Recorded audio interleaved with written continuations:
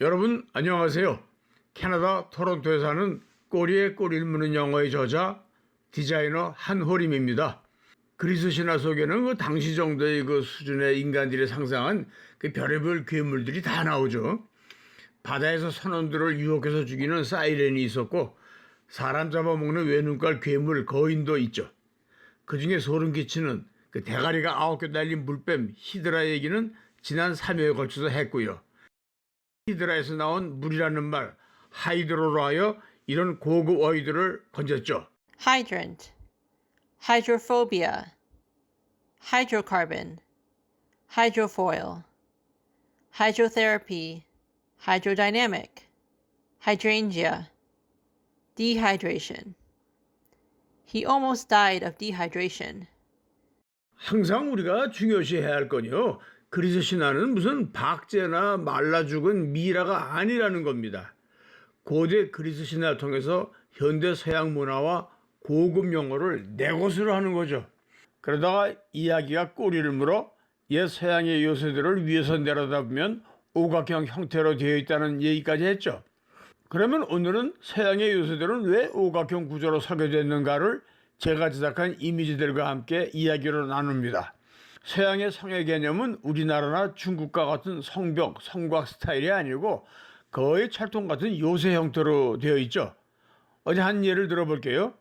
이건 지난번에 보여드린 이탈리아 나폴리의 누오보 성이에요. 새 성이란 뜻이죠. 정말 철옹성이네요. 게다가 이 성을 뺑두로 이렇게 깊고 넓은 해자를 파놨더라고요. 저는 1982년 미국 보스턴 국제공항에서 이륙하면서 내려다보고 오각형 구조물을 촬영한 이래 그 오각형 구조물에 호기심이 꽂혔다고 했죠. 그 후 제가 캐나다로 이주한 후에도 한참을 헤맨 끝에 비로소 그것이 유럽식 별 모양의 요새였다는 걸 알게 됐다고 했죠. 네, 그 이후 더 별 모양 요새에 계속 호기심을 가지고 돌아다녔어요. 그러던 중에 인터넷에 출연했고 그리고 계속 더 발전하더니 거기에서 이런 옛 자료를 발견한 겁니다. 이것 보게 정말 이런 옛 도면이 다 있네 하고 참 신기하게 생각했어요. 오각형 별 모양의 요새 도면이죠. 그런데 이게 옛 도면인데다가 화상 사이즈가 썸네일만한 겁니다. 그러니 워낙 사이즈가 작아 확대해도 정보가 들어있을 문장은 도무지 해독할 수가 없는 거예요. 고작 알아낸 거라고는 프랑스어가 필기체로 쓰여졌다는 정도였죠. 그러니 그 요새 도면은 그냥 캐캐먹은 옛 그림이구나 하고 말아야 했지요. 그러나 이 도면이 참 귀엽잖아요. 어쩌다가는 한 번씩 꺼내봤죠. 그러다 어느 날 다시 한번 평면도 속의 그 문화를 새삼스럽게 들여다보다가 정말이죠. 소리가 다 나왔어요. 아니 거기서 캐나다란 글자를 본 겁니다. 눈이 다 번쩍 뜨였죠. 캐나다? 캐나다라면 내가 살고 있는 땅 아닌가?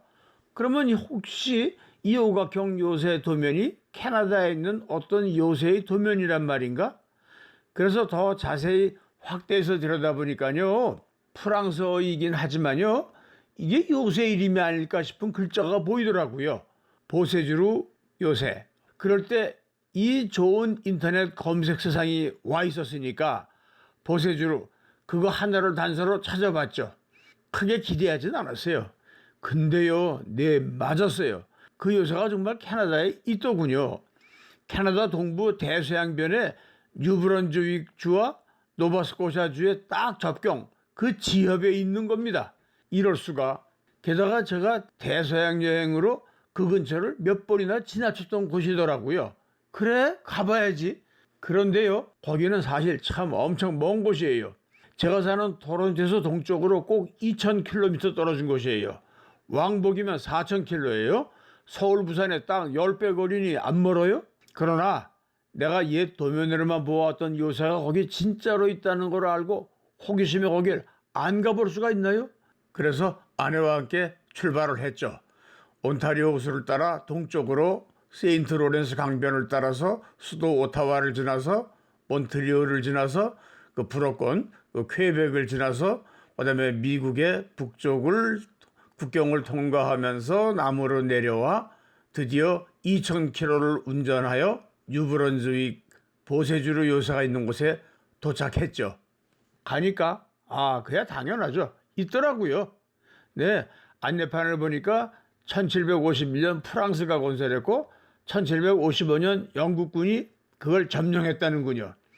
그리고 이름을 프랑스 이름 보세주로 해서 영국식 이름 컴버랜드로 바꿨다는군요.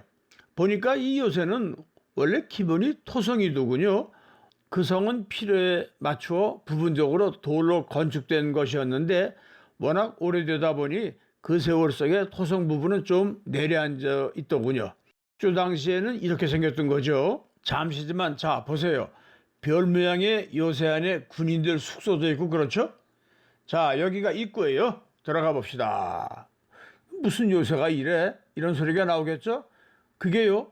토성은 수직으로 쌓을 수가 없어서 비스듬하니까 저기 기울이가 좋잖아요. 그럼 어떻게 합니까? 그래서 옛날엔 이렇게 중간에 저걸 저지하는 뾰족하고 긴 나무들로 촘촘히 수평 목책을 설치해 놨었어요. 목책이라 그거 우스갯이에요? 그거요. 그거 못 넘어요. 저도 다른 데 가서도 몇 번 호기심에 해봤는데요. 안 되겠더라고요. 그 넘으려고 거기서 어물대 보세요. 이쪽에서 그걸 가만두나요. 다 요새 설계 도사들이 실전 경험으로 설치한 거예요. 자, 그럼 왜 하필이면 별 모양으로 요새를 건축했을까요? 이렇게 희한한 별 모양의 오각형 요새는요, 발명된 거예요. 요새를 축조하는데 위에서 내려다 보았을 때 원형이나 사각형으로 쌓았다고 생각해 봅시다. 자, 적의 공격을 받아 수세에 몰려 성 안으로 들어와 방어해야 하는 상황이 되었다. 적은 요새를 에워싸고 치열한 공격을 하죠. 지형에 따라 공성기를 동원하기도 하고요. 적은 사방에서 사다리를 걸고 기어오르죠. 그때 그쪽의 수비 병사들이 약해서 그걸 막지 못하고 되레 밀렸다. 그러면 그때부터 적군이 밀물 쏟아지듯 넘어 들어오겠죠. 그냥 삽시간에 방어선이 무너져 버리는 거죠. 그래서 영어에 이런 말이 있는 겁니다. A chain is no stronger than its weakest link. 쇠사슬의 강도는 가장 약한 고리에 달렸다. 그러나 요새를 별 모양으로 설계하면요. 오목한 구석으로 된 성벽으로 들어오는 적군은 바둑용어로 말하면 호구, 즉 호랑이 아가리로 들어오는 짝이 되는 겁니다. 왜냐? 각도를 보세요. 양쪽 성 위에서 적의 병사들의 등을 향해서 화살이나 총을 그냥 쏠 수 있잖아요. 또 성문을 깨부수겠다고 특공대들이 죽기 살기로 돌진하여 온폭 파진 성문 아치 안으로 들어오려고 한다. 그럴 경우엔 또 양쪽 뾰족한 성 위에서 그들의 등을 향하여 사격을 가할 수 있거든요. 이러니 참으로 요새 방어에 기가 막힌 설계인 겁니다. 네, 바로 이런 오각형 요새를 별같이 생겼다고 해서 성형 요새 Star fort. Bastion fort. 라고 하는데요. 이탈리아 천재건축가 알베르티가 36살이던 1440년에 이런 구조를 발명했다는군요. 그리고 그것이 온 유럽에 온 세상에 전파된 것이죠. 단 참고로 이 성형 구조 축성은 공사 비용이 좀 많이 든다네요. 자, 그러면 이 성형 요새들을 둘러봅시다. 이 사진을 보세요. 이건 여러분도 많이 가셔서 보셨을 이탈리아 로마의 중심을 흐르는 티베르 강변의 산탄젤로 성이에요. 영어로 Saint Angel Castle. 즉 천사의 성이란 뜻이죠. 그런데 성이 이건 원형 아니에요. 네. 그 성을 위에서 내려다본 이 사진을 보세요. 이건 성형 즉 별 모양 안에 들어있을 뿐더러 다시 이중으로 오각형 성벽으로 둘러싸여 있죠. 이건 1790년대 이탈리아의 토리노, 영어로 튜린의 도시방어를 위한 성형 요새예요. 왕궁이 있는 성을 지키기 위한 요새였죠. 이 사진 좀 보세요. 이건요, 영국 템즈강 어귀의 틸베르 성형 요새예요. 날카로울 정도의 성형 요새로 참 멋지게 축소됐죠. 둘레에는 강물을 끌어다 해자를 설치했고요. 이건 덴마크 코펜하겐의 그 유명한 인어공주상이 있는 항구에 있는 덴마크의 성형 요새예요. 지금은 상징적으로 국방정보국으로 쓰고 있더군요.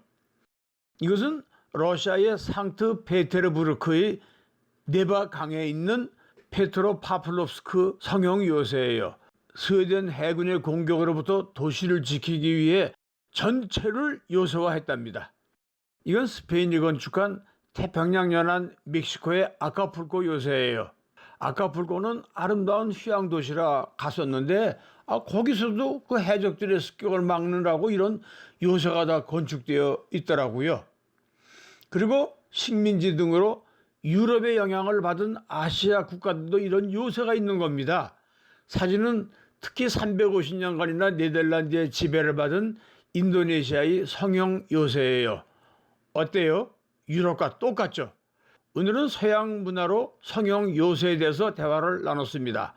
자, 그러면 그 성형 요새가 어떻게 현대 문화에 들어와 있는가에 대해서는 다음 시간에 대화 나누겠습니다. 그럼 여러분 다음 시간에 또 봐요. 감사합니다.